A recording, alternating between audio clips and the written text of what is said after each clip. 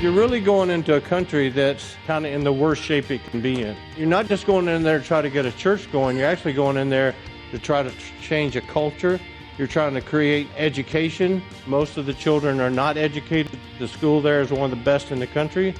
And you're also trying to produce an economy, not change the economy. I guess you are changing it by there being one. I've seen two responses from people who go to other countries. One is they come back and kiss the ground and say, God bless America. The other is they come back and say, God help us. This is the school. They have about 150 students, about 40 or 50 on the waiting list.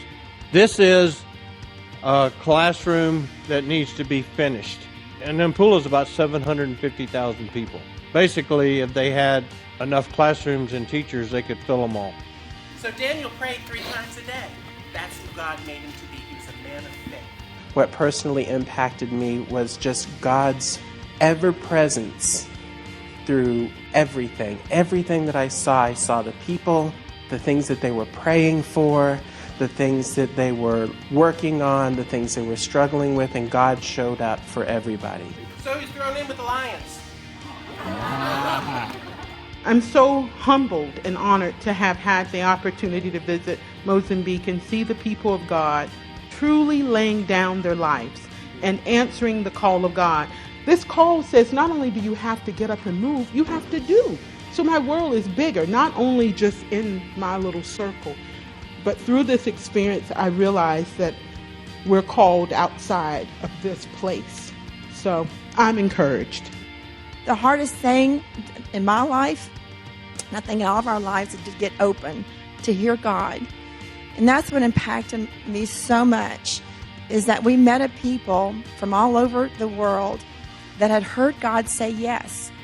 Just seeing all these people being called by God from different countries and just having a vision for these businesses that God had given them, and then coming to Mozambique and giving up their comforts, their friends, their family, just giving up everything from their home to see this vision come through. And it was just amazing to see all these stories come together and how God just brought them together as well.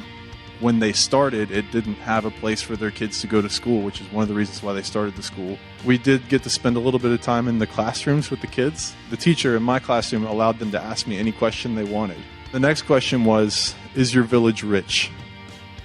And when you think about that in the context that we're in, I'm thinking, oh, Smyrna, it's kind of, maybe it's up there a little bit, but not as high as others. Maybe it's right in the middle of the road.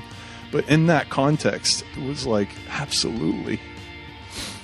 Like, super rich. And I think in that moment, it really just resonated with me, just what we have. It was life-changing. Every aspect of the trip was life-changing.